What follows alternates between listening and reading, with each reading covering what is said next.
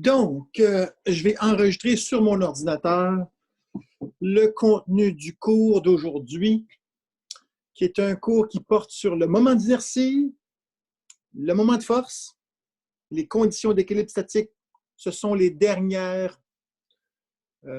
J'aurais voulu voir une autre chose, mais je vais abandonner l'idée. Ce sont les derniers concepts qu'on va voir dans le cours. Puis, il va y avoir deux questions dans mon lab Excel sur l'équilibre statique. Puis, c'est tout. Fait qu'on va finir l'année pas mal plus relax que prévu. Pourquoi pas? Je vais me concentrer sur mon prochain cours à distance que je travaille beaucoup dessus en ce moment. Fait que c'est ça. Alors là, je vais regarder combien il y a de gens arrivés. 10. OK. On est encore 10. Puis, ouais, OK. Normalement, si je parle, vous devriez m'entendre.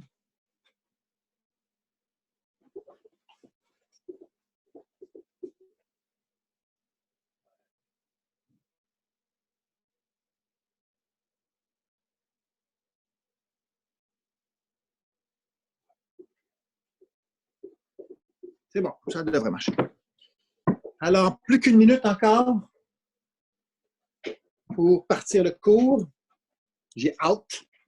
J'ai hâte de vous montrer c'est quoi le moment d'inertie. J'ai hâte de vous montrer c'est quoi le moment de force. Puis j'ai hâte de vous montrer c'est quoi les conditions d'équilibre statique. C'est assez simple. C'est des notions très importantes en physique, la mécanique.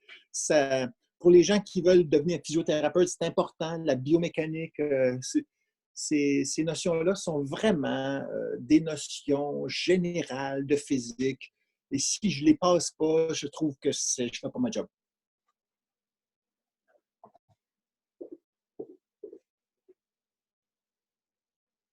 Bon. Allons-y.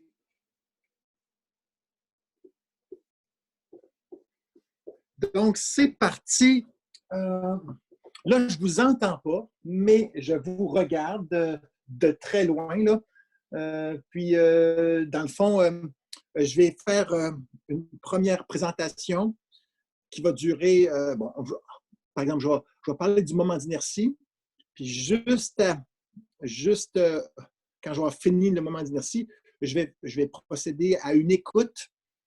S'il y a des questions live là-dessus, je vais prendre toutes vos questions, puis après, dans le fond, on va faire comme une pause, une interaction entre chaque voyez-vous, les 3 points, celui-là, celui-là, celui-là.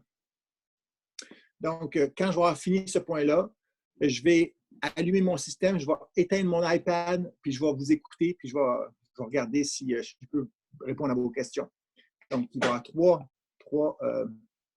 trois parties dans le cours. Allons-y! Donc, commençons par la première partie. Bienvenue tout le monde. Il y a peut-être des gens qui vont se joindre à nous autres, tant mieux. S'il y en a qui ne se peuvent pas, j'enregistre en ce moment le cours. Donc, ça devrait marcher, puis la qualité devrait être bonne aussi. Bon. Là, au niveau du son, est-ce que c'est correct? Oui, ça va. OK, parfait. Je vous ai entendu, c'est bon. Parfait. Parfait. Fait que c'est parti. On y va. Donc, moment d'inertie. OK, je vais y aller avec une belle paire.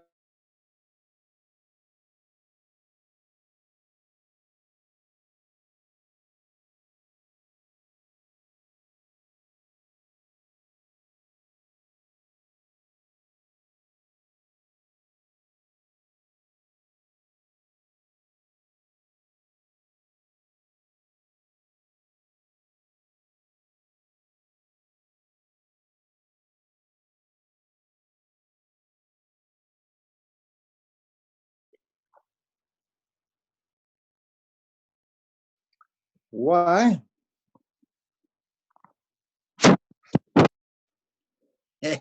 Ça va pas bien. Ça va pas bien. Bon, ben, ça a coupé. Ça a coupé. Bon, ça va bien. Si ça coupe une deuxième fois, parce que là, ça vient de me chier, là. Si ça coupe une deuxième fois, ce que je vais faire, c'est que je vais dire, hey, on arrête le cours. J'enregistre ça sans que vous me voyez. Puis je vous envoie ça sur YouTube. Puis on se revoit mercredi pour voir si vous avez des questions sur ce que moi j'aurais enseigné. Fait que là, si je le reprends, OK? Mais si ça chie encore, on arrête ça, on arrête de perdre notre temps sur Zoom. Je fais le cours et j'enregistre tout ça, j'envoie ça dans YouTube, puis vous allez pouvoir voir le cours d'aujourd'hui sur YouTube, mais en différé. Autrement dit, vous pouvez le regarder n'importe quand, mais là, malheureusement, on ne pourra pas utiliser le temps qu'on a en ce moment. Peut-être que je pourrais répondre aux questions par rapport au laboratoire, mais vous allez avoir le cours en différé. Fait que là, je vais réessayer une dernière fois de faire un partage d'écran. Puis si ça ne fonctionne pas, ben, c'est pas grave. Je trouverai le moyen. Fait que je fais partager ici. Let's go, partager écran. Je fais lancer, oui, ça. Là, je m'en vais ici. Puis normalement, vous voyez ça. Puis après, note de cours, ici, c'est beau. Puis normalement, ça devrait être comme ça. Donc, ça a suivi. OK. Fait que là, je réessaye. Si ça ne marche pas, ben là, fuck it. Bon, allons-y. OK. Moment d'inertie. Je vais parler du moment d'inertie. Fait que je vais aller voir un moment d'inertie. Tiens, ici. Ici. Je commence. Moment d'inertie. Moment d'inertie. C'est quoi ce moment? Bon, premièrement, ce n'est pas un moment, ce n'est pas un instant. Un moment, ça vient du mot momentum en latin, qui veut dire mouvement. Donc, on parle de mouvement. Puis là, c'est bizarre. Mouvement d'inertie. Moment d'inertie, c'est comme mouvement d'inertie. Qu'est-ce que c'est ça, cette patente-là? Bon, le moment d'inertie, il y a un symbole. C'est un symbole c'est le I majuscule. Ça, c'est le symbole. Okay? Ça, c'est le symbole pour signifier le moment d'inertie. Maintenant, ce moment d'inertie-là, c'est égal à quoi? Qu'est-ce qu'il veut dire? Eh bien, le moment d'inertie, c'est une valeur ou une valeur, okay. Une valeur numérique, là, OK? C'est une valeur numérique,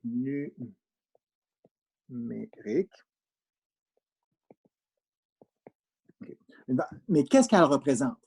Bon, qui représente, mais qu'est-ce que ça représente? Ça représente, là, je ne veux pas me tromper, la capacité qu'un objet a de résister à une augmentation ou une diminution ou une variation de vitesse de rotation.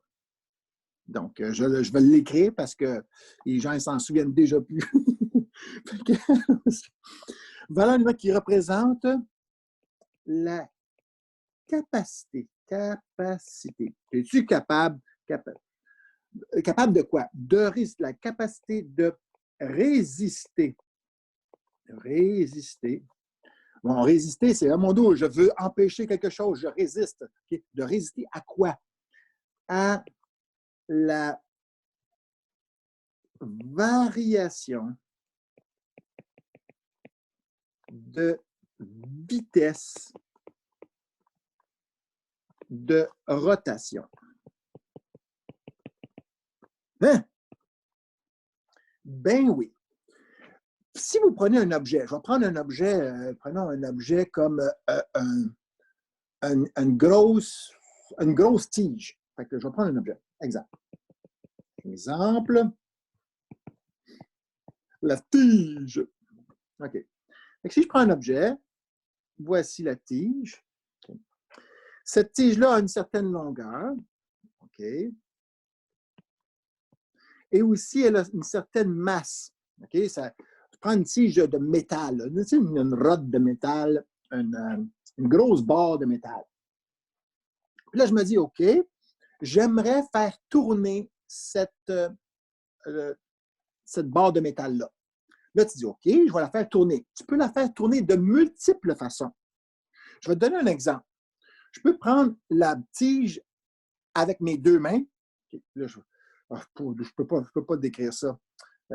Tiens, je vais lâcher ça, puis je vais vous le montrer par écran. Go. Je m'en vais de là. Fait que si je fais ça, là, je m'en vais ici à Zoom. Puis après, je fais arrêter le partage d'écran. Puis là, vous allez me revoir. OK.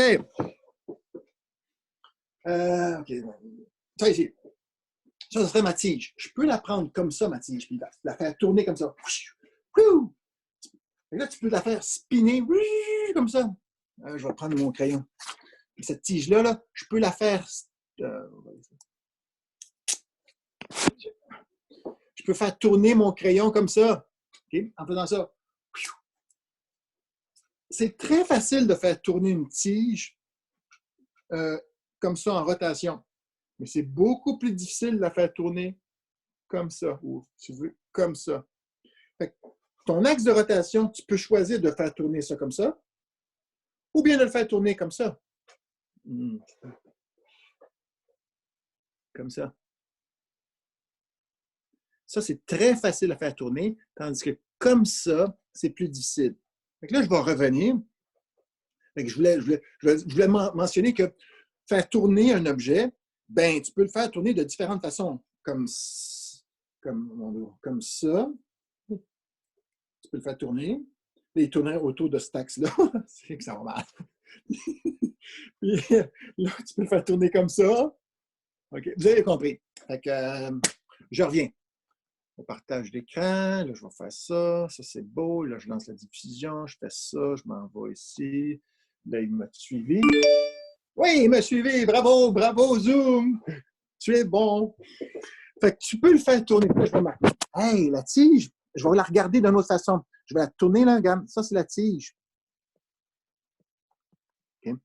Ce bout-là, c'est ça ici. Là. Okay. Puis l'autre bout, il est ici. Okay. Ça, c'est la longueur. Okay. Mais tu peux faire tourner la tige comme ça. Ou bien de l'autre côté. Okay. Tout ça, c'est bien beau. Okay. Mais tu peux faire tourner la tige aussi comme ça. Là. Je prends ma tige. Je prends une tige. Là, je dis, OK, ça, c'est mon axe de rotation. Là, je peux faire tourner la tige comme ça. Wouhou! Là, elle tournerait. Donc, là, dans un cas, puis là, je vais donner un autre axe de rotation. Ça ici, c'est celle-là, celle-là. Le voici, ça, c'est l'axe de rotation. Là, je peux la faire tourner comme ça. Fait que, ici, cette rotation-là, okay, c'est plus difficile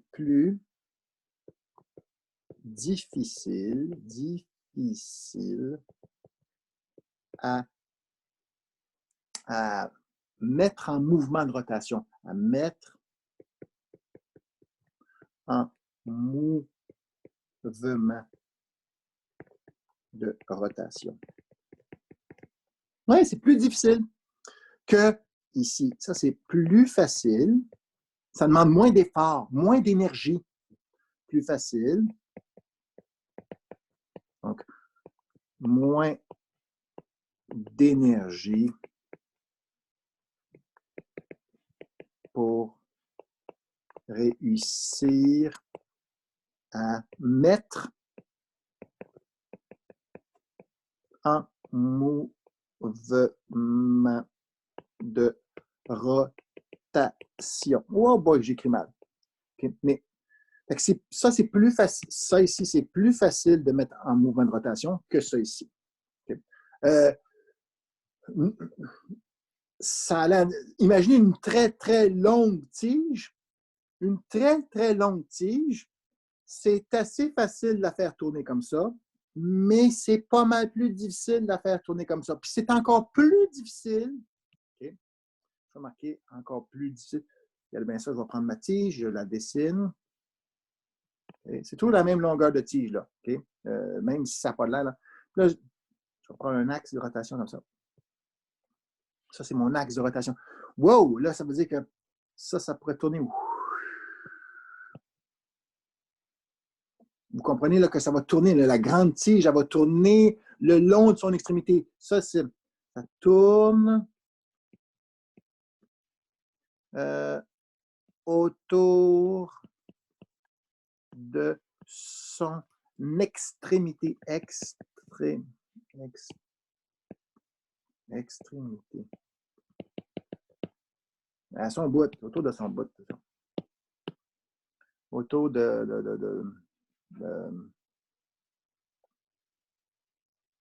autour de l'axe. Ah, je ne sais plus. Ah, vous avez compris l'idée là. Ça ici, c'est encore plus difficile. Encore plus difficile de faire, de mettre en mouvement. Voyons, j'ai de la misère, de mettre en mouvement de rotation. Bon, pourquoi c'est plus difficile?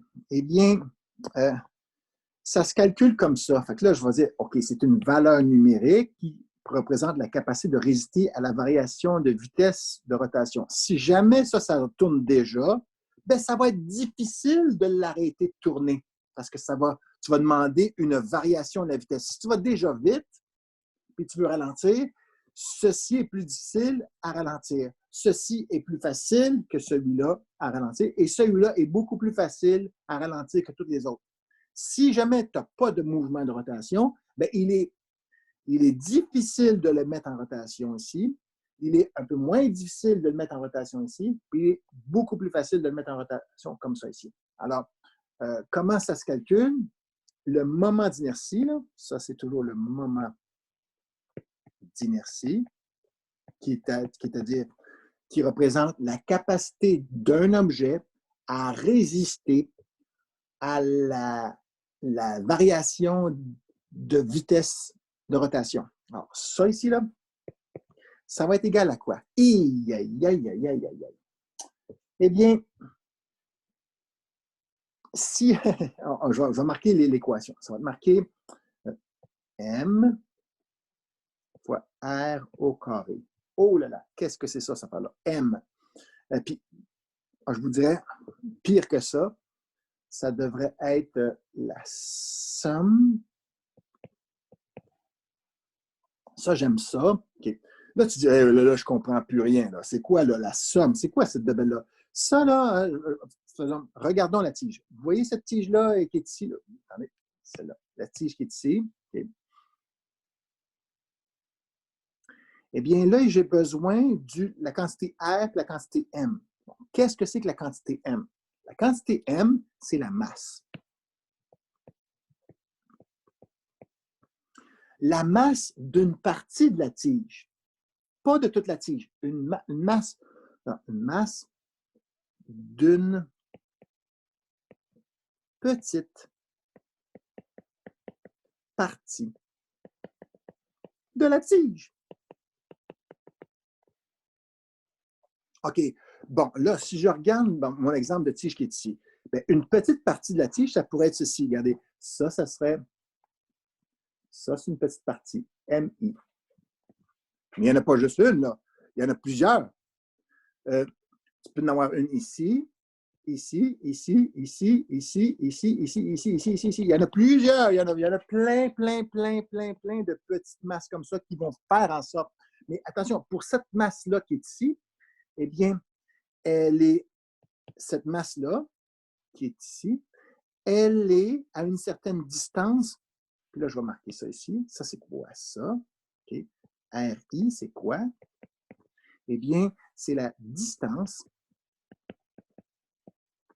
la distance entre M1, la masse, la petite masse, et le pivot, l'axe de rotation. Et l'axe de rotation. Oui, OK, regardez.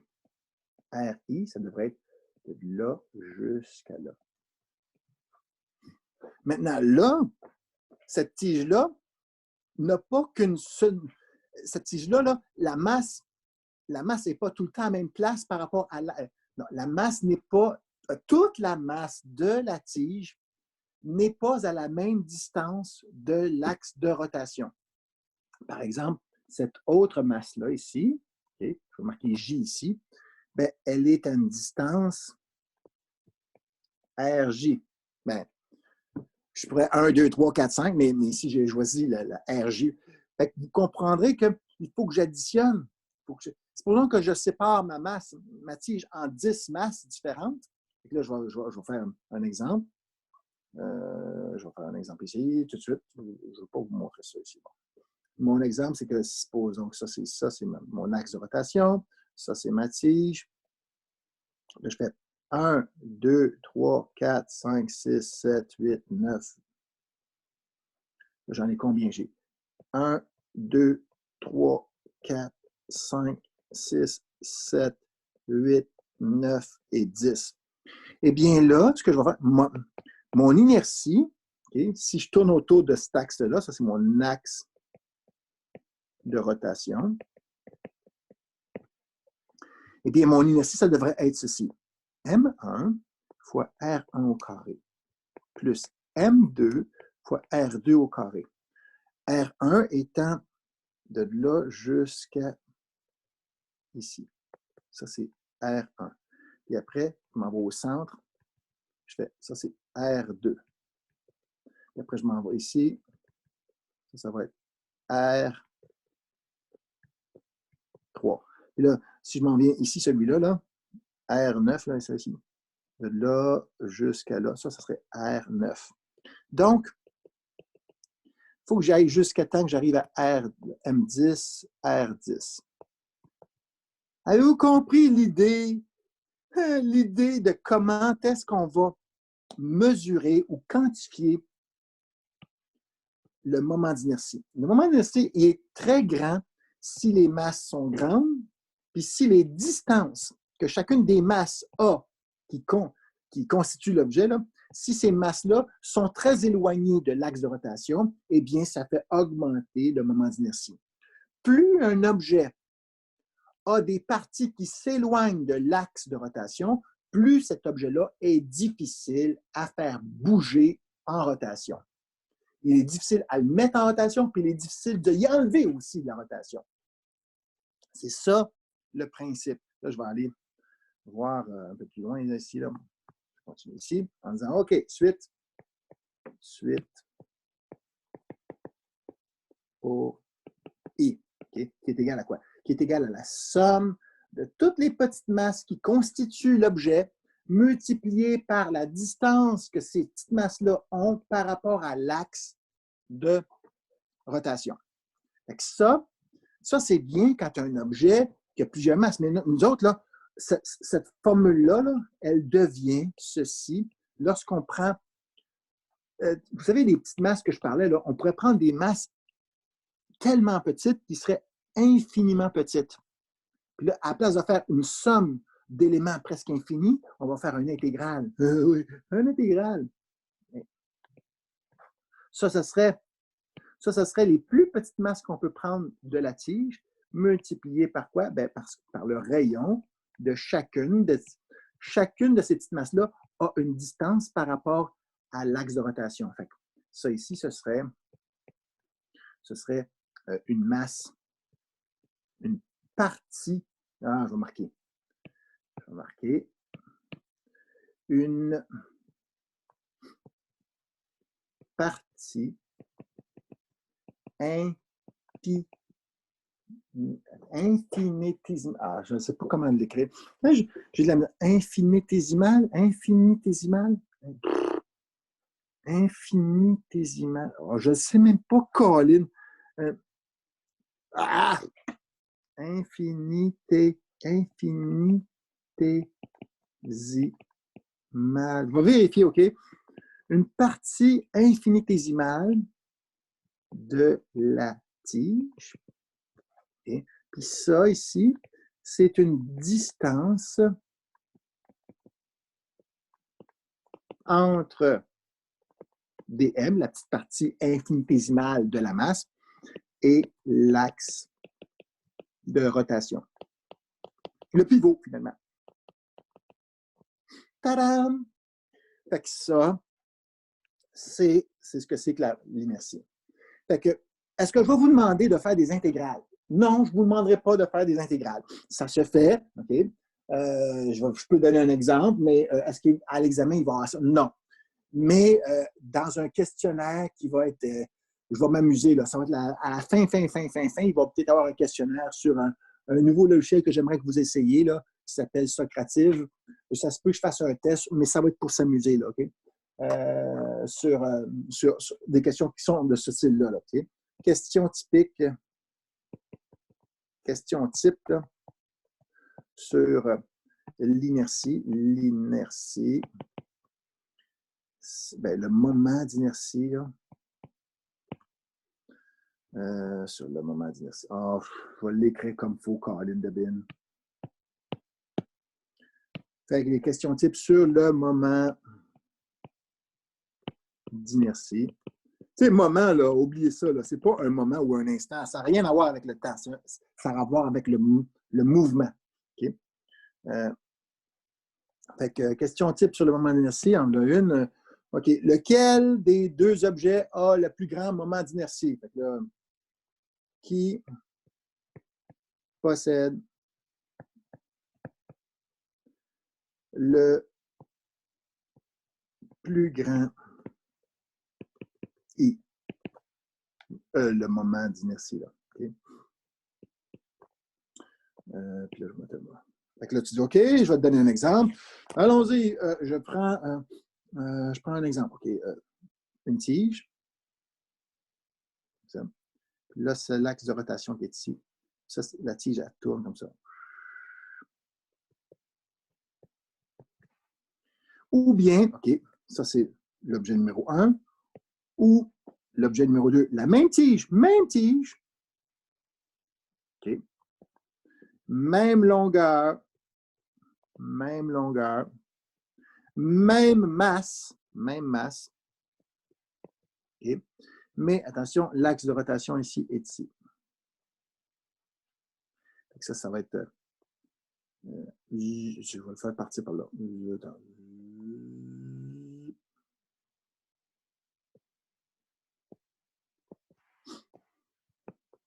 Alors, à mon avis, là, il y a une réponse. Puis la réponse, eh bien, la bonne réponse, c'est celle-là.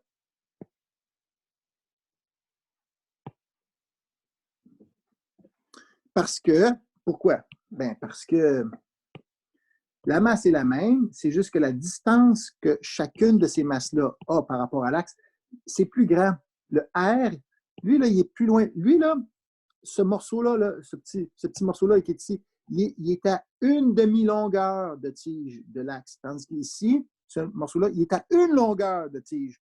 Quand tu mets la une longueur à la 2, ça devient plus gros, puis ça, c'est plus difficile à faire tourner. Tadam!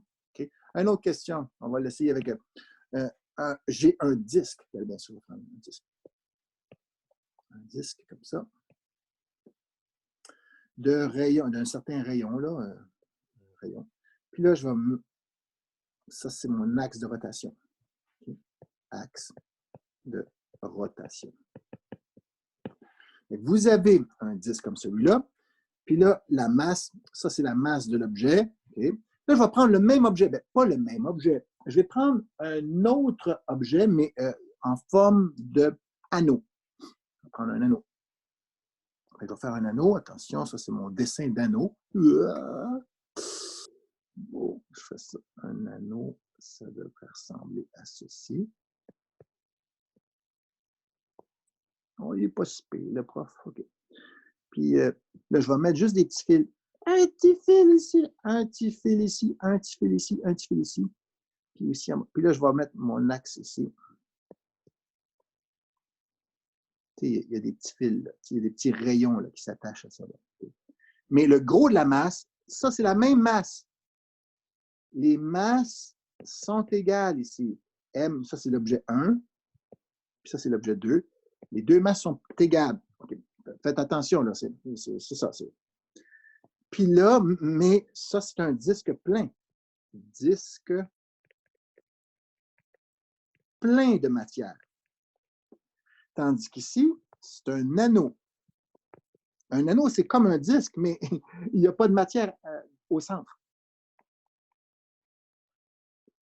Alors, à votre avis, pour faire tourner okay, autour, on fait tourner comme ça, on fait tourner comme ça, c'est la même masse, c'est le même rayon, la même distance. Ce R1, même chose que le R2 ici, même chose.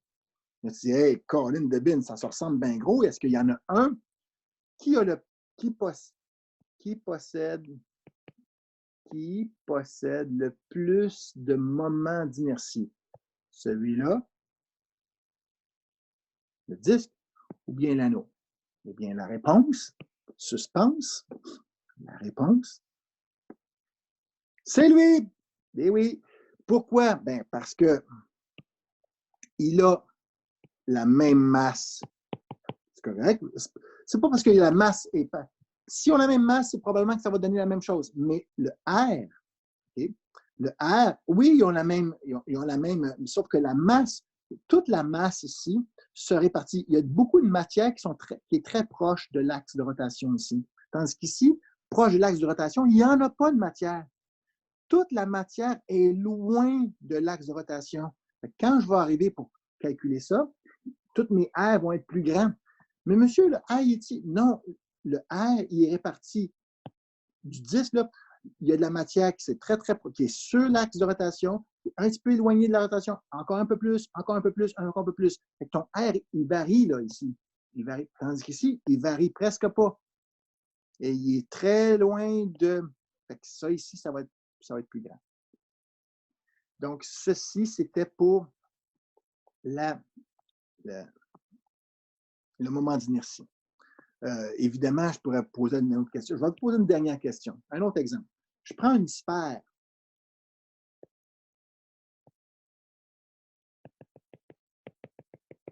Okay. Une sphère pleine. Okay. On va mettre une sphère pleine. Elle est pleine. Okay.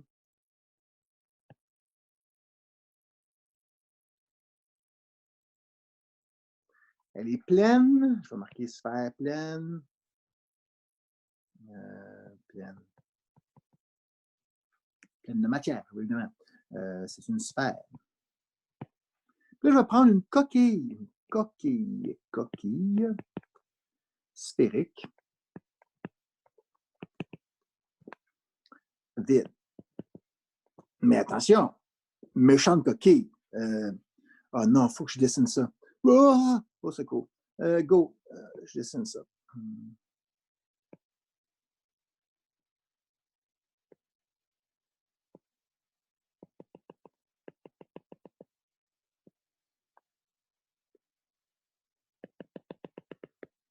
Puis là, ce qui est plein, là, c'est ça ici.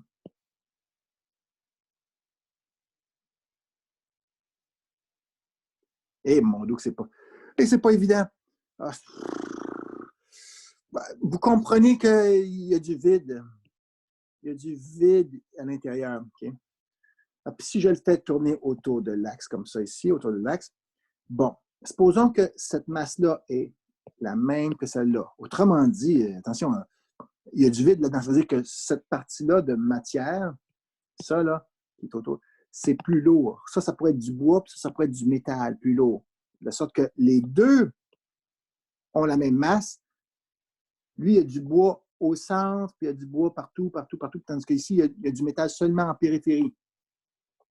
Puis là, le R, je vais prendre un R, même R ici, même R. Mais attention, ça, c'est la forme de la sphère.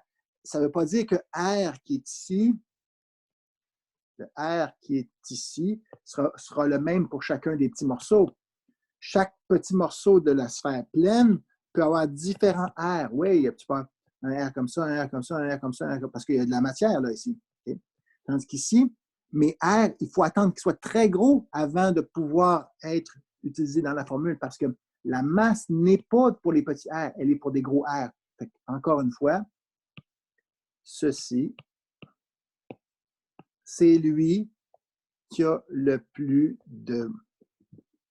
C'est bizarre. Moi, monsieur, il est vide. Comment ça se fait? C'est parce que la matière, cette matière-là, est plus éloignée de l'axe de rotation que la matière qui est ici. Fait que c'est ça que je voulais dire. Fin pour le moment d'inertie. Là, je vais revenir ici au Zoom. Je vais arrêter. Vous allez me revoir ici. Je fais OK.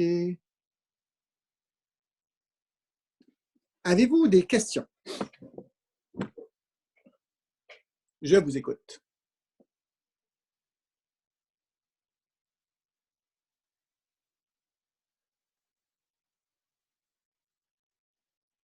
J'entends rien. Est-ce que c'est parce qu'il n'y a personne qui parle? Tous les micros sont fermés. Donc, même si vous parlez, je ne peux pas vous entendre. Il faut que vous débloquiez votre micro.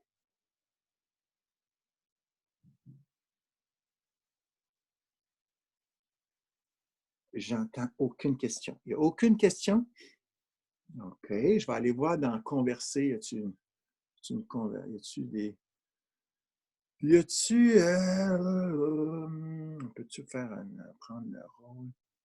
OK, vous pouvez réagir. OK. Donnez-moi donc un... Ah, non, tout va bien, monsieur. OK, parfait. Fait que OK, fait que je vais poursuivre. Donc, je m'en vais maintenant vous montrer c'est quoi le moment de force. Le moment de force, il y a une question. C'est assez bien important. Là. Mais au moins, on a fait le moment d'inertie qui était une quantité relative à la capacité à un objet de résister à une augmentation ou une diminution de vitesse de rotation. C'est un peu comme la masse.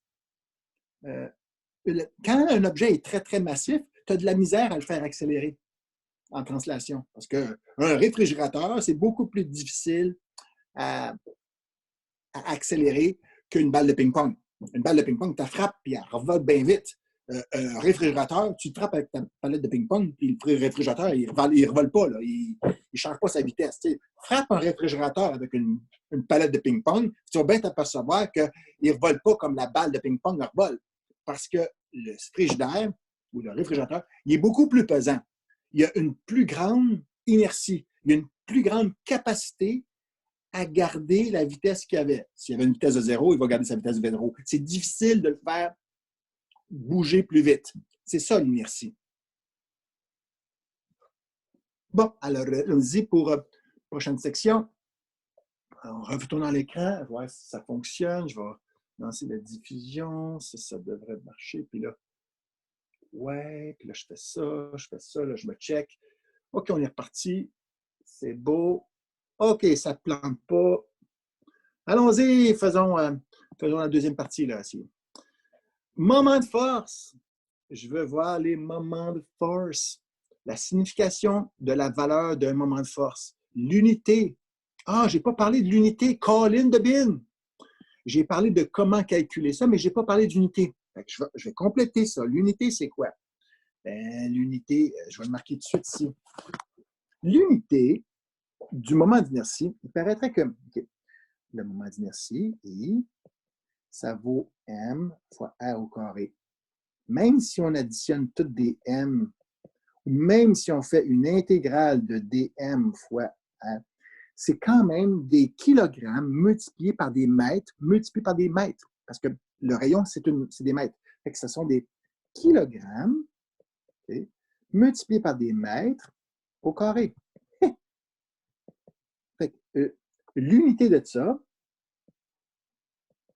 l'unité de I, c'est ça. OK, c'est de l'espace au carré fois des kilogrammes. Fait que j'ai réussi. J'ai fini. Maintenant, voyons moment de force. Moment de force. Signification. Fait que là, je vais commencer une petite page nouvelle. Okay. Bon, il y a bien des barbeaux ici, mais allons-y pour moment de force. Moment de force. J'espère que vous ennuyez pas trop. C'est vos visages me manquent. Ça, je trouve ça plate parce que je ne vous vois pas. Je ne sais même pas si vous vous emmerdez au bout. Je ne sais même pas si je suis capable de vous faire sourire. En tout cas, je trouve ça poche. Mais on continue. Moment de force. C'est quoi un moment de force? C'est, ben, premièrement, il faut dire une chose, c'est qu'un objet, il peut subir des forces. Hein? Vous savez qu'un objet peut subir des forces. Mais chaque force que l'objet subit pourrait peut-être le faire tourner. Alors, le moment de force, c'est une quantité qui a rapport avec la capacité de faire tourner l'objet autour d'un axe. Si, par exemple, je tiens un objet, puis je pousse l'objet, tu sais, je prends... OK, je vais donner un exemple là, tout de suite. Là. Je vais prendre... Normalement, je fais... normalement, je suis en classe, puis je prends tous des objets en classe, puis j'ai fait tourner. Des fois, OK, let's go. Vous allez me voir, là, je vais aller en vidéo. Je vais essayer de faire un exemple, puis on verra. Il faut que ce soit clair, là. Fait que c'est le moment de force, puis là, je vais m'en aller ici. Puis là, je vais faire arrêter. Puis là, je fais OK. Puis là, je devrais revenir. Oui, je suis revenu. OK. Puis,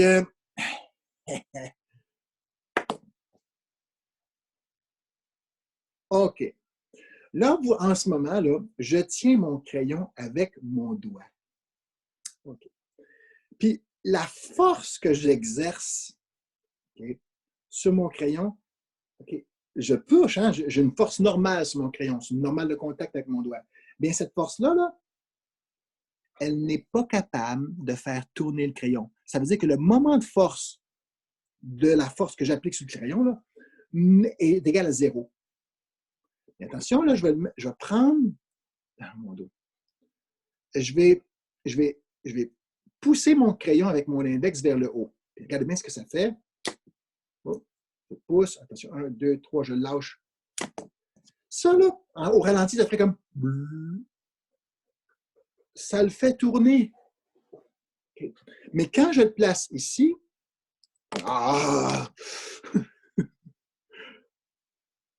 quand je pousse mon crayon comme ça ne le fait pas tourner. Et quand je le mets comme ça le fait tourner. Fait que mon doigt, quand je pousse le crayon à cet endroit-là, eh bien, mon doigt fournit un moment de force non nul. Parce que mon doigt est capable de faire tourner le crayon. Fait que une force, là, tu pourrais dire, ben là, je vais faire une autre affaire.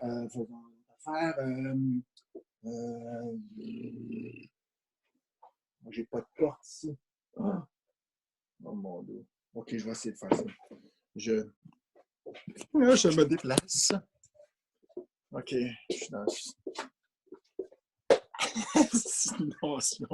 OK, vous avez un réfrigérateur. Là, ce que je vais faire, c'est que je vais tirer sur le réfrigérateur. Si je tire sur le réfrigérateur, ça se peut que le réfrigérateur, il vienne avec moi. Là, mais regardez, je fais ça.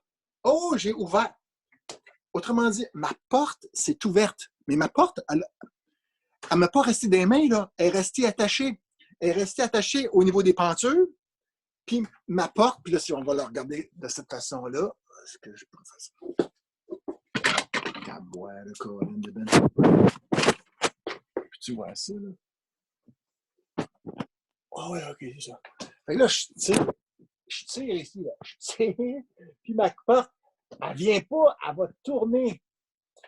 La force que j'envoie comme ça, eh bien, cette force-là, elle a un moment de force parce qu'elle fait tourner la porte.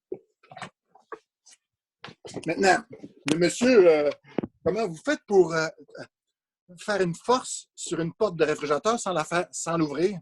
Ben, c'est simple. Oh mon Dieu! Il ne faut pas que j'échappe mon iPad. Là. OK. Là, je vais faire une force sur ma porte de réfrigérateur sans être capable de l'ouvrir. Regardez bien ça. Je vais prendre ma main, puis je vais tirer. Je tire par là. Puis là, la porte, elle ne s'ouvre pas. Je ne suis pas capable d'ouvrir la porte. OK. Bien, c'est sûr, écoute, normalement, quand tu ouvres une porte, tu tires de cette façon. Comme ça, tu l'ouvres. Mais pas en forçant dans cette direction, dans cette direction-là.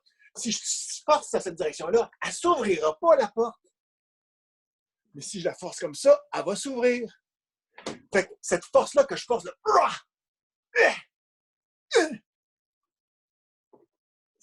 ça fait un moment de force nul. C'est pas capable de la faire tourner. Fait qu'il ne s'agit pas d'avoir une force. Il faut orienter la force. Puis une autre chose, une autre force. Oh mon Dieu. C'est cool. Okay. Si moi, je prends la porte, ici, là, je la prends ici, là, puis je force dessus, je ne suis pas capable de la faire, je ne suis pas capable de l'ouvrir. Parce que c'est pas là la poignée, mais je peux quand même, je peux prendre la porte ici et dire, viens-t'en, oh oui, je tire, oh oui, elle ne bouge pas. Dépendamment de l'endroit où je vais placer ma main pour forcer sur la porte, ça se peut qu'elle ne s'ouvre pas.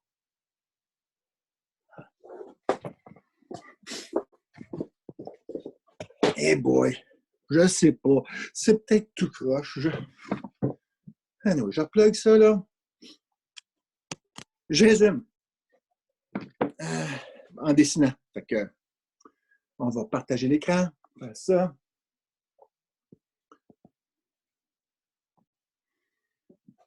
Normalement, il m'a suivi. Oui, il m'a suivi. Bravo, Zoom.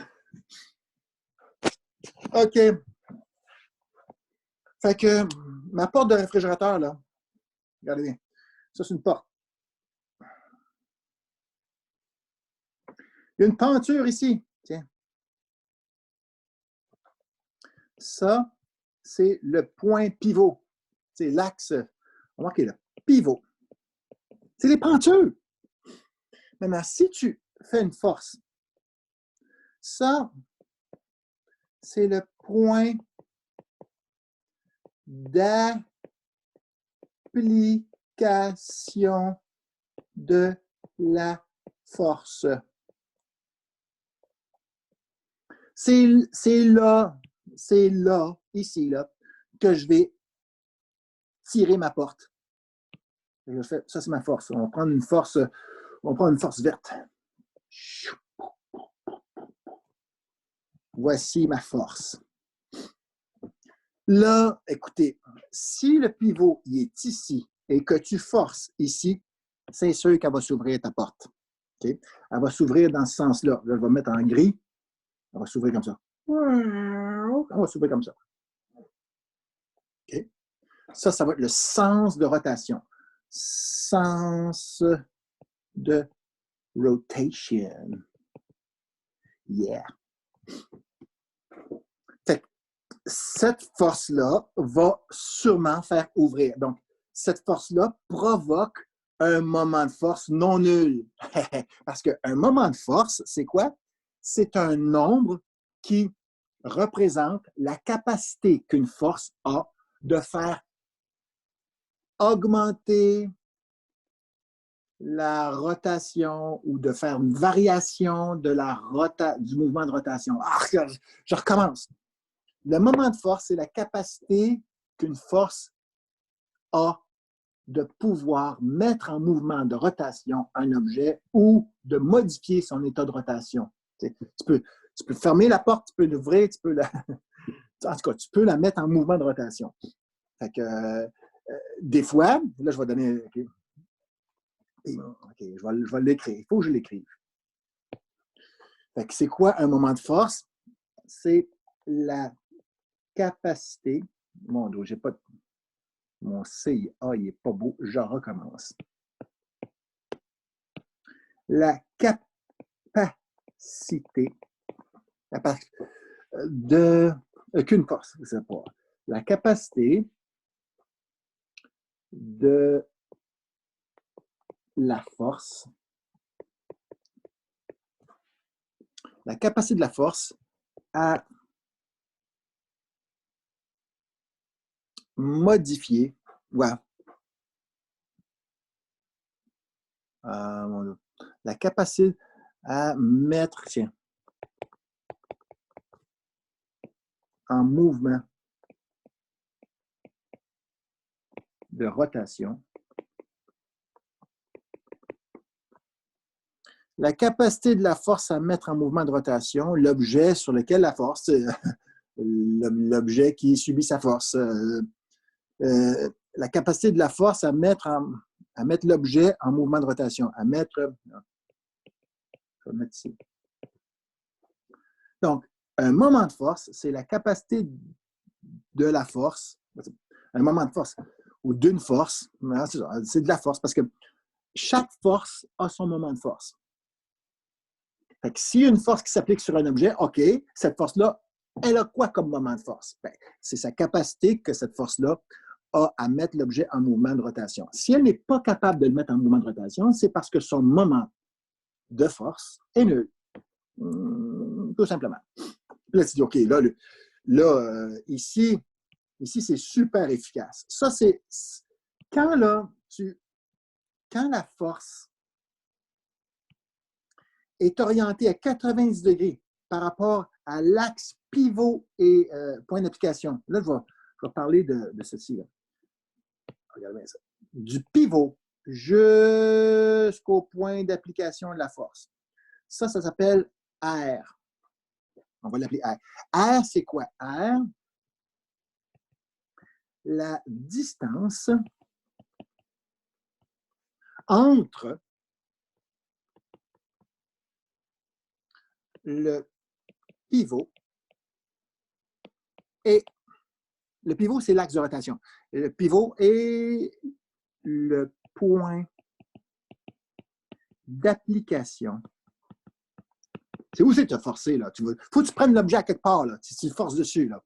Fait que dépendamment où tu le prends, mais c'est son point d'application. Donc, la distance entre le pivot et le point d'application de la force en question.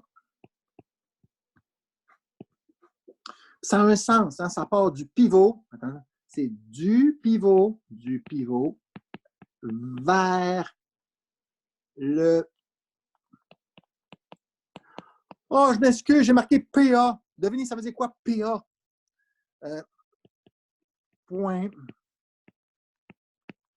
d'application de la force. On pourrait marquer mieux que ça. Le PAF! Le PAF! Le point d'application de la force, le PAF. Moi, j'aime ça. PAF, j'aime ça. Cool. Okay. Le point d'application de la force.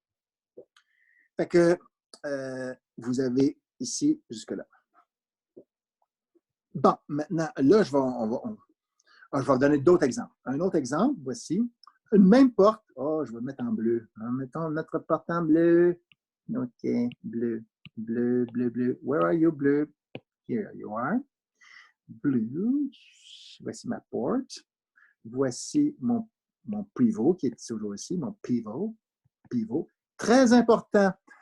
Dans un problème de moment de force, quand vous faites la solution et que vous photographiez votre solution là, puis vous me l'envoyez, si vous avez un problème de moment de force, vous devez absolument mentionner, indiquer sur le schéma où est le point pivot. Vous ne mettez pas ça sur votre schéma, vous avez automatiquement 0. C'est comme si vous n'aviez fait pas le problème. Je n'accepte pas votre solution. C'est épouvantable de ne pas indiquer le pivot quand on veut montrer à quelqu'un comment on fait des problèmes sur des moments de force. Donc, vous devez absolument montrer où est le pivot. Sans ça, le problème est nul. Je ne veux pas le corriger. Vous avez 0. Même si vous avez la bonne réponse, puis même si mon lab Excel va vous donner tous les points, je vais tout annuler vos points si vous n'avez pas fait sur votre schéma un point d'application, un pivot. Ensuite de ça, je continue en disant, voilà, je vais faire une force. Tu sais, j'avais exercé une force qui ne pouvait pas ouvrir la porte, qui ne pouvait pas la mettre en rotation. Ça, cette force-là était celle-là. Puis ça, c'est mon point d'application de la force. Mon point d'application, ça ici, c'est mon PAF. Here's mon PAF. Ça, c'est mon PAF. Mon point d'application de la force. Puis mon rayon, tu sais, la distance, là, tu sais, ça ici. Comme ça. Ça, c'est le rayon. Fait que vous avez le rayon, puis là, ici, là, le moment de force, je vais le marquer ici, le moment de force, il est nul! Il est nul! OK? 0. Cette force-là est incapable de faire tourner ce morceau-là, cette porte-là ou cette tige-là. C'est impossible. Impossible. Il y a une autre force aussi qui c'était impossible.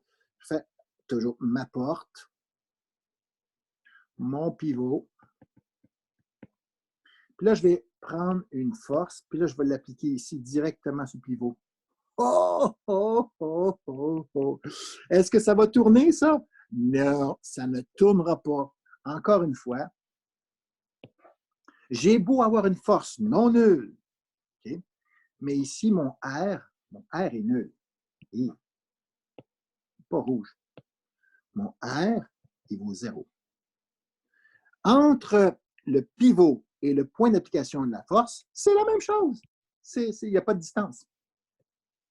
Ah, mon dos, j'ai effacé mon...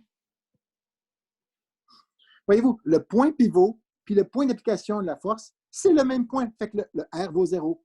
Puis là, le moment de force, il est nul. Le moment de force, il est nul encore. 0. Alors, comment on fait pour calculer ça? Eh bien, voici la formule. La formule que les gens les prennent. Alors, dans le Benson, j'ai lu le Benson avant le cours. Puis là, je disais, là, j'ai pris des passages, puis je faisais un beau PowerPoint avec ça. Puis là, je me suis mis à lire ce qui était dans le Benson. Et j'ai pas apprécié. Fait que j'ai dit, fuck the Benson. Excusez-moi. J'ai dit, je ne vais pas utiliser le Benson parce qu'il ne me satisfait pas au niveau de la transmission des idées. C'est bien ce qu'il a dit, c'est vrai ce qu'il a dit, OK? C'est juste que c'est compliqué,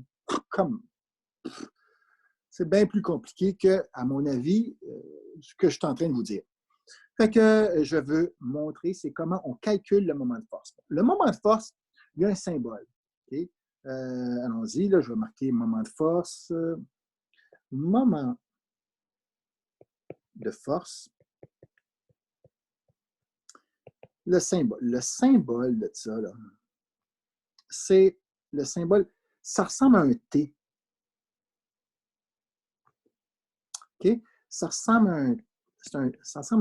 Mais ce n'est pas une tension, OK? Ce n'est pas une tension. OK? C'est un anglicisme. C'est le torque. Ça vient du mot torque en anglais. Bon, le torque. Le torque en français, ce n'est pas un mot français, mais peut-être qu'il existe dans le dictionnaire, mais ils vont dire que c'est un anglicisme. Donc, le torque, quand quelqu'un a du torque, c'est parce qu'il est capable de tordre du monde. Il y a du torque, il va changer la direction de quelqu'un, il va faire tourner quelqu'un, il va faire changer. Tu sais, il y a du torque. Du torque.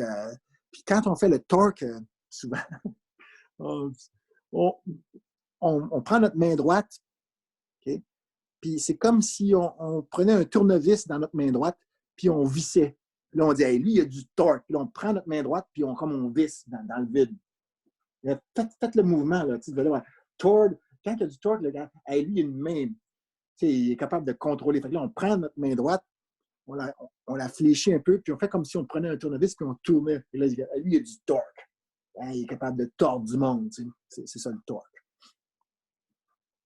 Bon, le torque, le T, là, qui est comme ça ici, okay, c'est le moment de force, c'est le symbole. Maintenant, comment on peut trouver la valeur de la capacité qu'une force a de pouvoir faire tourner un objet? Hein? C'est la capacité de faire tourner un objet, le torque. C'est la capacité, j'avais dit quoi? C'est la capacité à mettre en mouvement, à mettre l'objet en mouvement de rotation. Ben, la capacité de faire tourner un objet, ben oui, j'aurais dû le marquer tout de suite, c'est la capacité de faire tourner un objet ou de modifier son état de rotation. Alors, ça dépend de plusieurs choses. Voici la définition la plus belle, la plus clean, la plus élégante, c'est la suivante. Grâce à nos amis les mathématiciens, nous avons ceci. R vectoriel multiplié, okay? C'est une multiplication vectorielle multipliée par la force. Ceci est la formule générale. Sauf que faites attention, on est en 2 dimensions, nous autres. Okay? Fait que, c'est weird. Je vais supposons que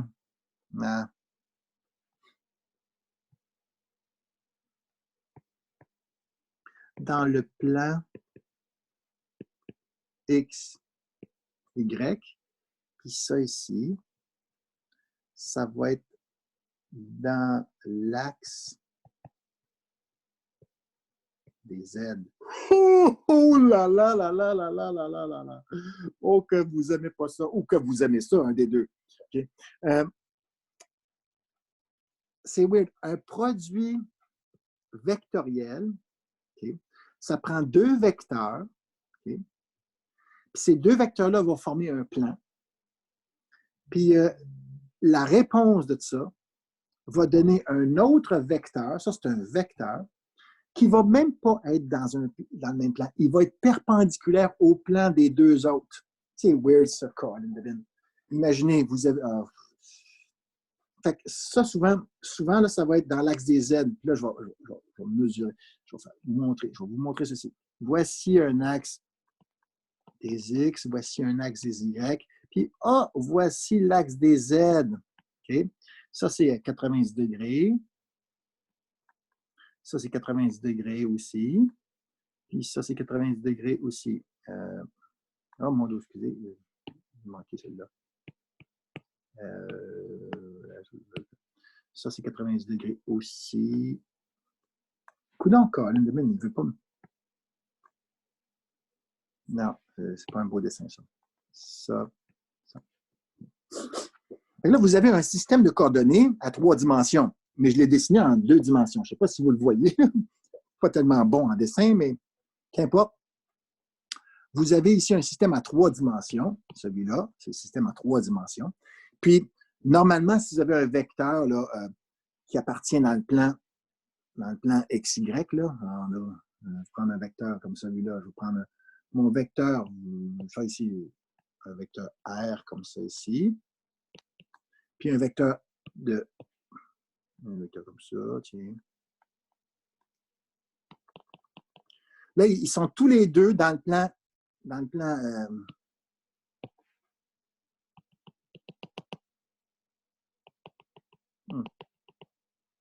sont tous les deux dans le plan là, ici. Là. Eh bien, quand on va faire l'opération ça fois ça, okay, on va faire, mon Dieu, ça a l'air compliqué à mot à dit. Je fais ça, bien, ça va donner un vecteur qui va être de l'autre bord. Ah, mon Dieu, j'ai choisi un vecteur qui va de l'autre bord en plus. Ça fait chier, là, mais c'est ça. Mon torque, je vais le mettre en quelle couleur, mon torque? Je vais le mettre en rouge? En rouge. Ça va être en rouge. Rouge. Mon moteur qui va être de ce côté-là.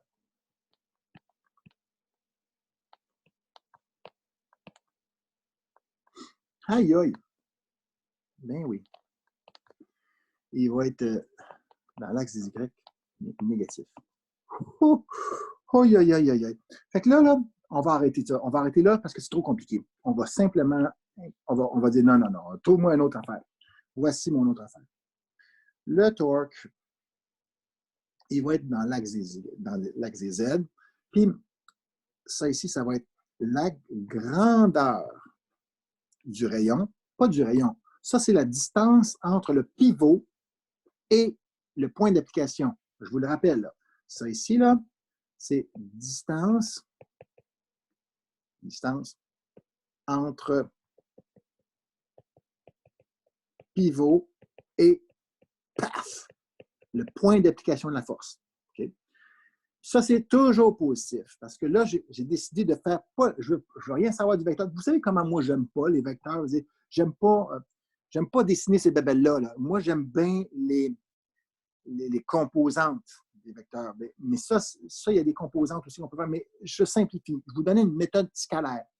Ça ici, la méthode scalaire est bien, bien populaire parce qu'elle semble simple. C'est pas simple, mais elle semble plus simple. Ça, c'est la force. OK? Ça, c'est la force en jeu. OK? Bon, en jeu, est-ce que je devrais mettre au singulier? La force en jeu. Ensuite de ça, c'est toujours positif. Cette force-là, c'est la grandeur de la force. Quand on parle de ce symbole-là, c'est une grandeur. Donc, la grandeur de la force, qui est un objet qui est en valeur absolue. Ça, la grandeur de la distance entre le pivot, c'est en valeur absolue aussi. Okay? Mais, puis là, je n'ai pas fini. Multiplié par le sinus de l'angle entre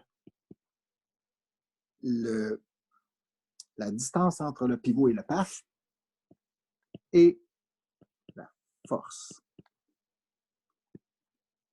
Fait que là, ce sinus-là, lui, il peut être positif ou bien négatif, ça dépend.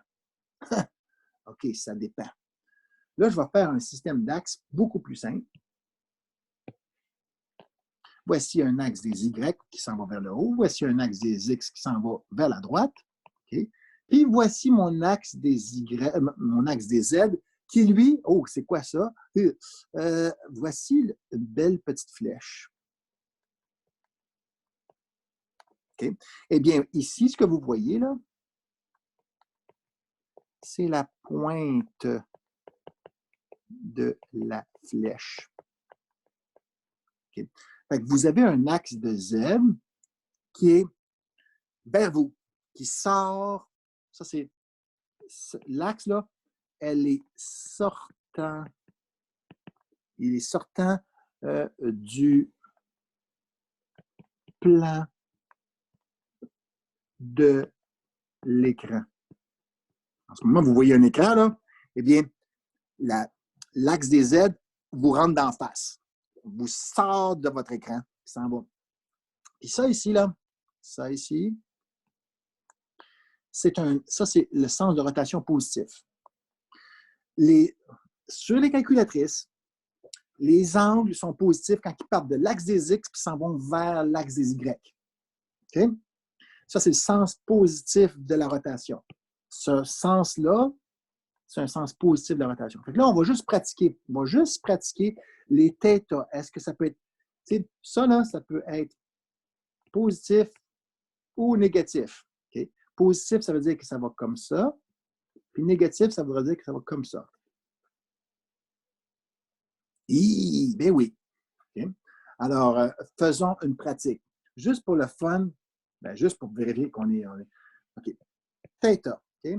θ de R et F. Donc là, je vais faire plusieurs. Bon. C'est pas égal. Je ne vais pas faire égal. Je vais faire signe, s'il vous plaît. Le signe. Alors, allons-y pour θ. Faisons ceci. Je m'en vais ici. Je duplique, je m'en viens ici. Voici ma nouvelle page. Okay. Alors, je vais faire plusieurs exemples avec des forces, avec des objets. Je vais prendre un objet. Je prends un objet, par exemple, là, tiens, comme ça. Oh! Là, je vais faire mon pivot ici. Pivot. Puis après, je vais faire une force. Ça, c'est un point d'application. Puis là, je vais faire une force. Je vais faire ma force en vert. Tiens, ceci. Fait que là, on va mettre notre ça ici. C'est R.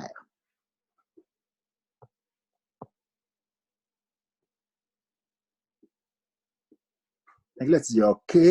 Puis, moi, je veux bien faire le torque. Okay. C'est supposé d'être quoi? C'est supposé d'être R fois F fois le sinus R puis F. Okay? Là, je dis OK, l'angle, il est où? Et l'angle, il n'est pas évident, là. C'est pas évident, mais pas du tout. Fait que là, tu dis OK, je vais dessiner les deux vecteurs. Là, je fais ça. Mon R, il est comme ça. Okay?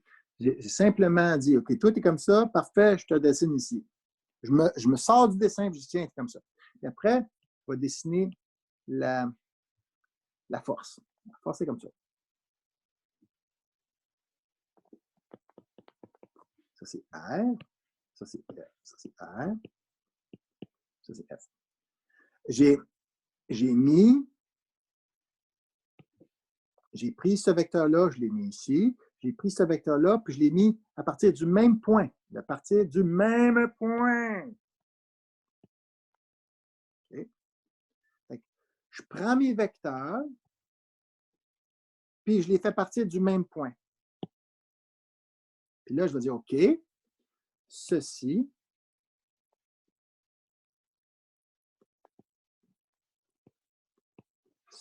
est état. Je pars en premier. C'est bien important de partir du premier. Je pars de lui, puis je m'en vais vers lui. OK? Je pars de lui, puis je m'en vais vers lui. Fait ici, l'angle, okay, si je veux avoir l'angle, je peux le mettre. Cet angle-là, c'est celui-là.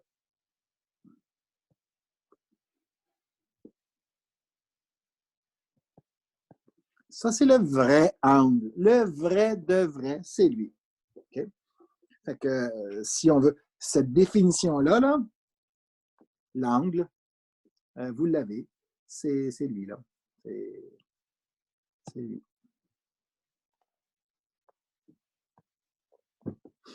Pas évident, hein? Je vais faire un autre exemple. Faisons un autre exemple. Go, je prends une tige bleue, une tige comme ça. On va faire un, tiens, comme ça ici. Un point d'application ici, une force, on va prendre la force comme ça. C'est la force. Non, non, pas ma force en valeur absolue, je vais mettre un vecteur.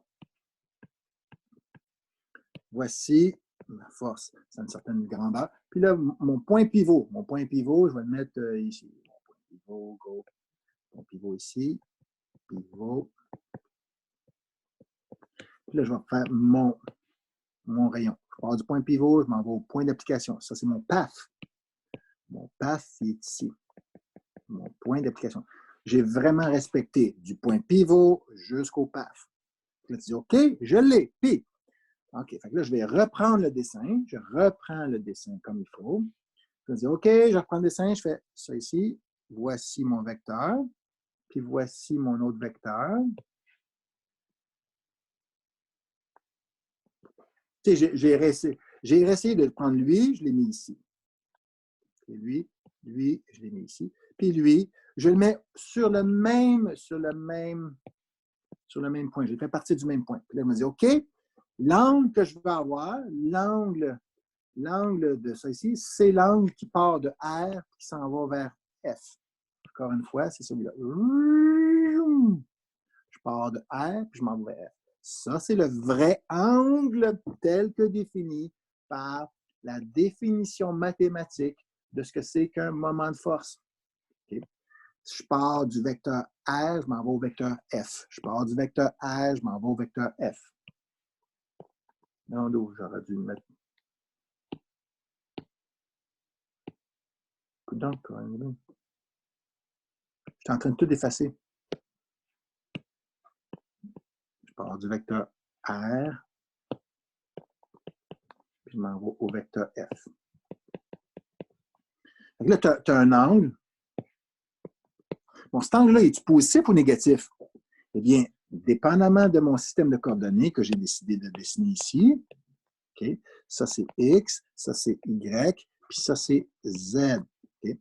Eh bien, l'angle ici, à mon avis, si mes vecteurs de R et F sont dans le plan des X puis Y, là, eh bien, mon angle, il fait ceci. Il fait ceci, là, mon angle. Il part comme ça. Okay. Puis ça, là, ça, c'est un angle qui est négatif.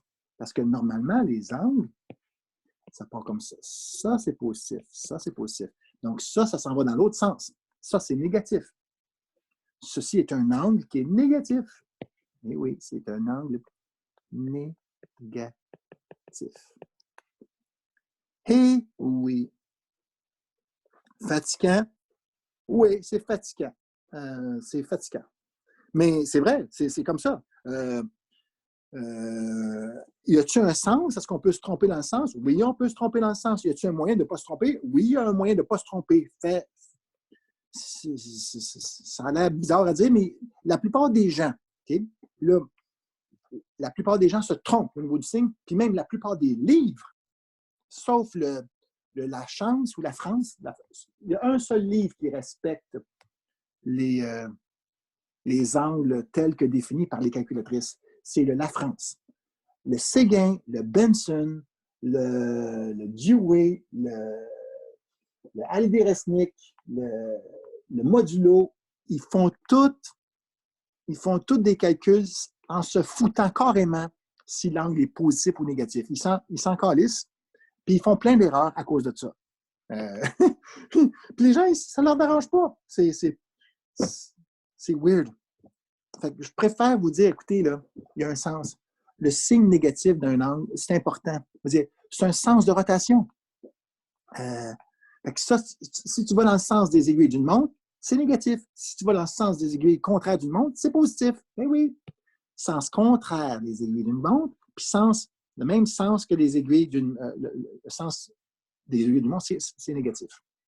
Fait que là, je vais en faire un autre.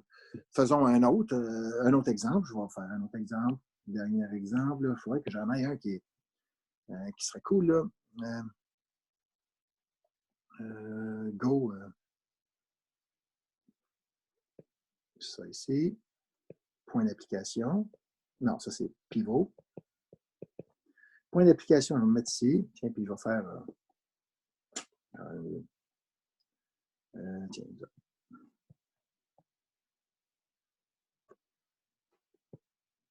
c'est mon PAF, mon point d'application de la force. Ça va être mon vecteur qui part du pivot jusqu'ici. Hein? Puis ça, c'est mon vecteur envers. Oh, ça devrait être une force envers. Je vais le mettre en vert. Ça ici. Puis tu dis, OK, c'est quoi l'angle de ça? Bon, l'angle de ça devrait être celui-ci. Puis là, on va simplifier les affaires. On va se donner des trucs. Donnons-nous des trucs.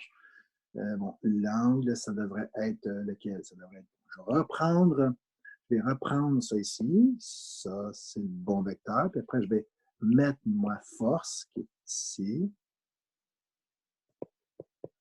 Ça, c'est mon vecteur R. Mon vecteur de force. Puis là, je vais dire, OK, je pars du R, je m'en vais vers la force. Je pars du R. Voyons, je ne suis pas capable d'avoir le noir. Je pars du R, puis je m'en vais vers la force. Donc, ça ici, est-ce que c'est, si je le compare avec mon système d'axe, est-ce que ça, c'est positif? Oui, c'est positif. Ça tourne comme ça. Ça aussi, ça tourne comme ça. Ça, c'est un angle positif. Okay? Theta, il serait positif ici. Fait que là, tu dis, ouais, C'est beau, là, mais c'est des trucs. Ben, essayons de trouver des trucs. Essayons de trouver des trucs. Regardez.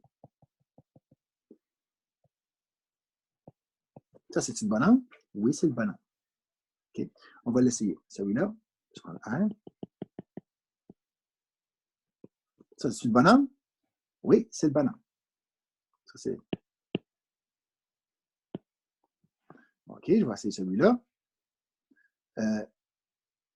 Si tu prends le R, puis tu fais le prolongement de R, tu peux partir du prolongement de R puis s'en aller vers le F. Ça va marcher. Ça, c'est des bons angles. D'accord? Puis, on peut essayer une autre chose. Là, tu dis, ouais, mais là, j'ai des angles obtus. Ben oui, tu as des angles obtus. Qu'est-ce qu'on pourrait bien dire? Faites attention à ceci. Il semble qu'un sinus d'un angle, c'est la même chose si tu fais le sinus d'un angle 180 moins cet angle-là. C'est-tu vrai, ça? Tu sais, le sinus d'un angle, c'est-tu la même chose que le sinus de 180 moins justement cet angle-là? Voyons voir. Ça ici, là, un tableau. Par exemple, si je fais un θ ici, le sinus, ça vaut ici. Ça vaut cette valeur-là. OK? Maintenant, si je fais 180, je fais 180, puis là, je reviens du même angle, moins l'angle. Fait que je fais 180 moins cet angle-là.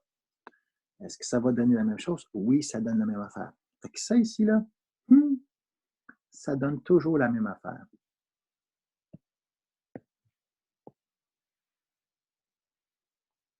Ça, c'est intéressant parce que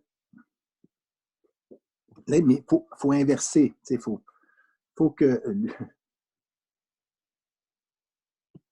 que lui, on y mette un signe moins. Ça veut dire que, regarde bien ça. Je vais prendre lui, là.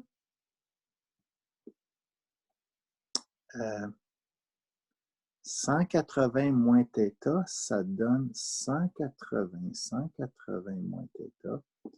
Ça donne, ça là, c'est 180 moins θ. Wow.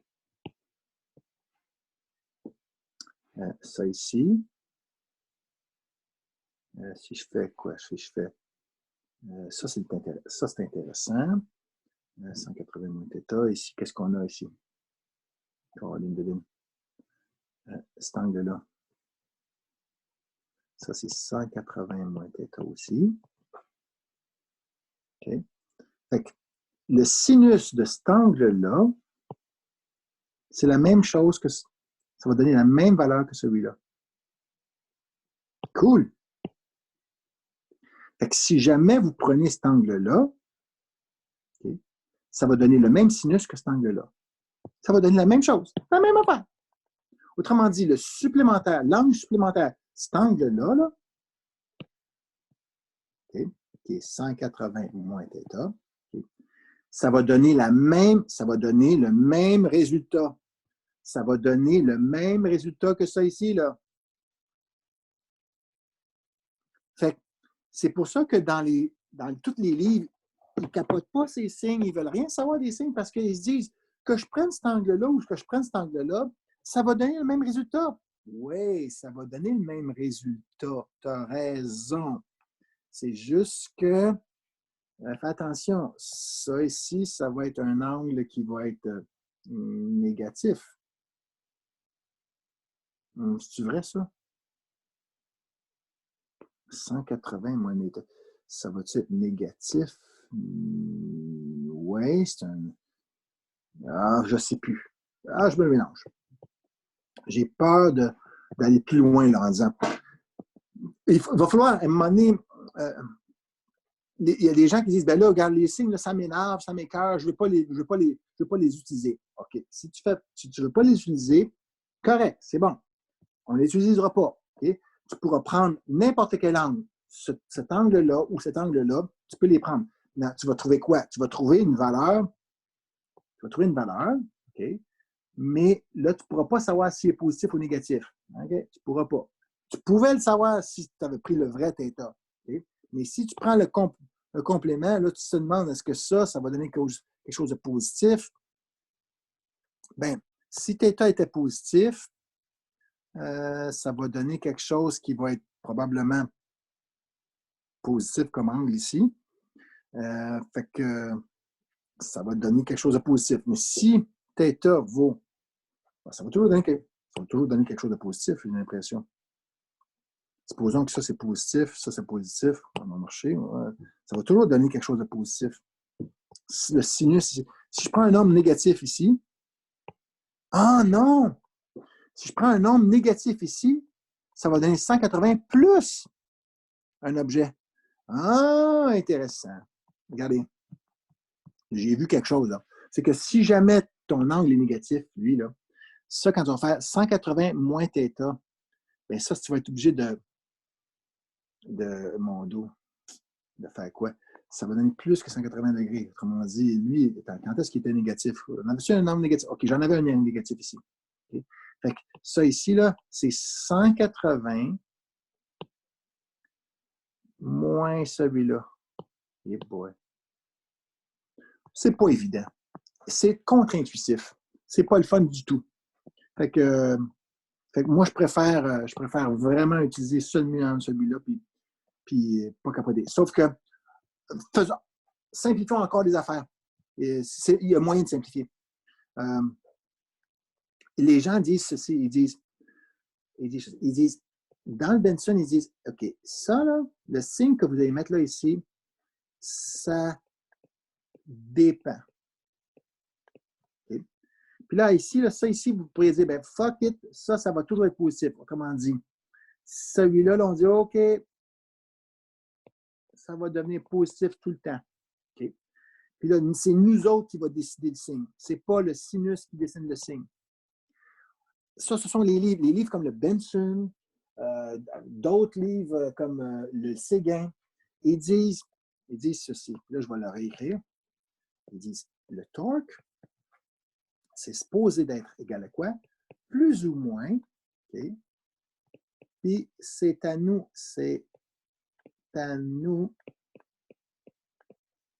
de choisir le signe. Ah oui, c'est à nous. Qu'est-ce qu'on va faire? Puis après, tu fais R fois F fois le sinus de θ. Puis là, tu fais le θ, là, ça, c'est un angle entre 0 et 90 degrés. Tu n'as pas le choix. Hein? Eh oui. Là, j'arrête des couleurs, là, je fais ça ici. Ça, c'est un angle. Ça, je dis, OK, ça, c'est mon pivot. Puis ça, c'est mon point d'application de la force. Je vais faire comme ça ici. Là, je dis, OK, ça, c'est R. Puis ça, c'est ma force. Okay. Là, je me dis, OK, je prends un angle. Hein? De 0 à... Qu'est-ce que je vais faire comme angle? Ben, regarde, ça va facile. Je vais prendre cet angle-là. Puis là, je vais prendre un autre exemple. Et boy, là-dessus de la flèche, c'est pas beau ça. Comme ça. Et là, vous avez ici le PAF. Vous avez ici le pivot. Puis là, ça, c'est R. Puis l'angle, ben, ça va être celui-là. Mais monsieur, vous avez pris un angle qui était entre lui et lui. Ben oui, je prends un angle entre R et F. Je prends toujours le petit. Je ne prendrai pas celui-là. Je ne prendrai pas celui-là. Je vais toujours prendre le plus petit. Mais là, ça veut dire que si je prends toujours le plus petit, je peux prendre le plus grand. Il reste que ça va toujours donner quelque chose de positif. Ça va toujours être positif. Fait qu'il n'y aura plus moyen d'avoir un torque négatif. Un torque négatif ou un moment de force négatif, ça existe. C'est le sens. Ça dépend du...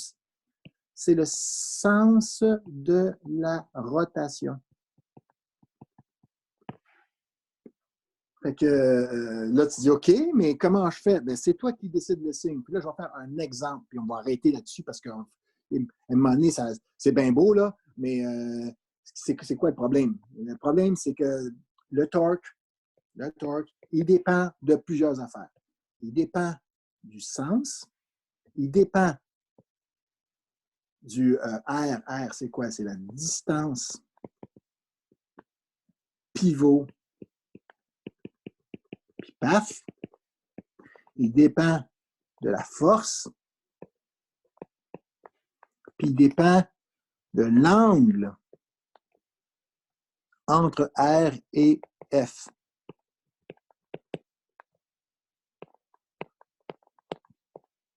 OK?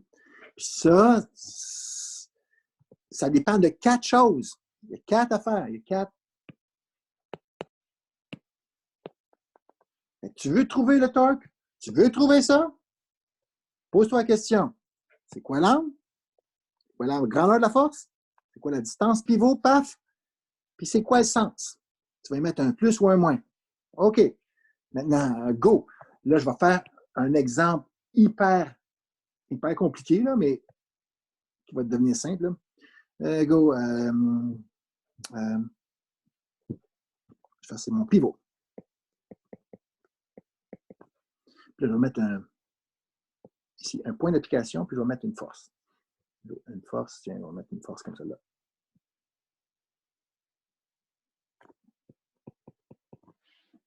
OK. Là, tu dis OK, je prends la force, parfait. Je prends la grandeur de la force. Après, je prends cette grandeur-là. Ça, c'est R. R. C'est beau. Maintenant, après, je prends l'angle. L'angle, je prends cet angle-là. Pas de problème. Tu aurais pu prendre cet angle-là, ça aurait fait la même chose. Tu prends cet angle-là ou bien l'angle ici, tu peux choisir. Soit ça ou soit ça ne dérange pas. Soit le supplémentaire comme l'angle ou le son supplément, ça va donner la même chose. Okay? Puis là, tu dis, OK, moi, là, mon pivot, il est ici. Il est ici.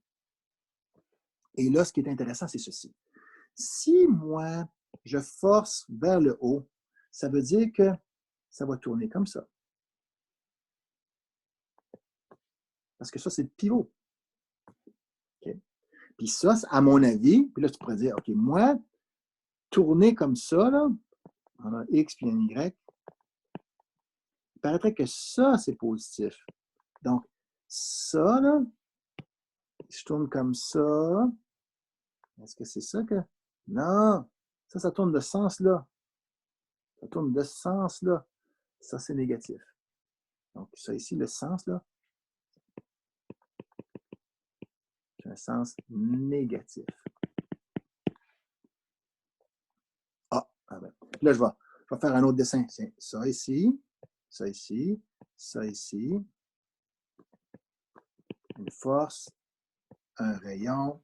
Là, tu dis, OK, mon angle, ça va être quoi? Mon angle, c'est celui-là. Ou bien celui-là, même chose. Fait que là, ton torque va être égal à quoi? Là, je vais décider du sens. Je vais prendre mon R, je vais prendre ma force, je vais prendre mon sinus θ ou θ', ça ne dérange pas. Okay? Là, je vais décider quel est le sens. Là, si moi, je force, ça c'est mon point d'attache, c'est mon pivot. Il faut que je le marque. Pivot. Ça, c'est 0. Okay. C'est sûr que ça, c'est un point qui ne bougera pas. Celui-là, il ne bougera pas. Mais lui, il va monter. C'est sûr qu'il va monter comme ça. C'est sûr que la rotation va être comme ça. Puis là, selon mon axe des X puis mon axe des Y, ça, c'est positif. Alors, voyez-vous, ça, c'est un beau, hein, c'est une belle rotation qui devrait être dans le sens positif. Ce torque-là, il est positif. Ce torque-là, il est positif. Plus facile, OK?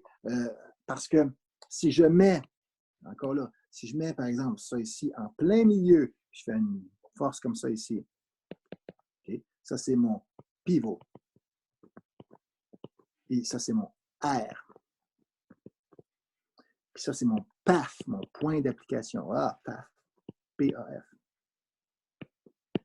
Là, tu dis, OK, j'ai compris. Mon torque, je vais faire mon torque. Allons-y, mon torque, ou mon moment de force, ça va être quoi? ben, je sais que je vais avoir mon R qui est ici, mon F qui est là, c'est beau, mon sinus. Quel angle que je vais prendre? Quel angle je vais prendre? On prend cet angle-là, là. Tiens, ça, c'est 90 degrés, là. Je vais mettre sinus 90 degrés. C'est beau. Là, je vais dessiner du signe. Le signe, ça va être quoi? Bien, si ça, c'est le pivot, ça va absolument faire comme ça, là. C'est sûr que ça va tourner dans ce sens-là. Puis, si ça tourne dans ce sens-là, moi, je sais que c'est comme ça, là, Y explique. Fait que ça, je suis en train de tourner de ce sens-là. Je pars d'ici, puis je m'en vais comme ça, je pars. Fait que c'est négatif, ça. Ça, c'est négatif. Fait que vous êtes, dans le fond, c'est toi qui décides, toujours en comparant comment est-ce que ça bougerait si on avait uniquement cette force-là. Si on avait uniquement cette force-là et qu'il y avait un pivot ici, c'est sûr que l'objet tournerait comme ça. C'est sûr que l'objet, puis là, je vais essayer de le faire tourner.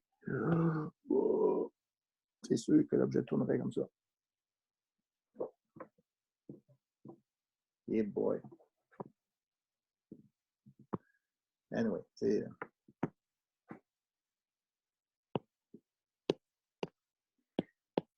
c'était ça le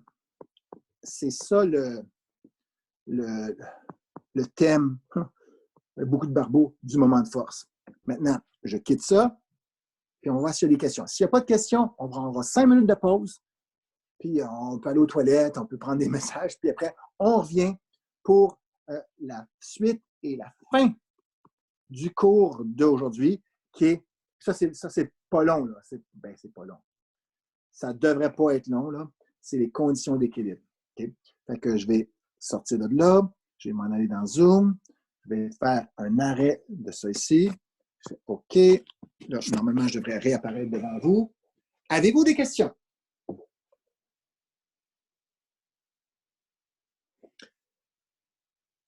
Avez-vous thumbs up? Vous fatigué? Est-ce que je devrais. On fera une pause? Est-ce que vous êtes d'accord pour prendre une pause ou bien vous voulez continuer? Ben, on pourrait prendre une pause, comme vous l'avez dit, pour genre juste le temps de, genre, je sais pas, moi, aller aux toilettes ou faire des trucs du Ben genre. oui, c'est ça. Écoute, fait qu'on prend une pause. Je ferme la conversation maintenant, OK? Puis je la rouvre dans 5 minutes. Ça marche? Ouais. C'est beau. Fait que, on se revoit dans 5 minutes. Je pars mon chronomètre. Mon chrono. Dans 5 minutes, on se revoit.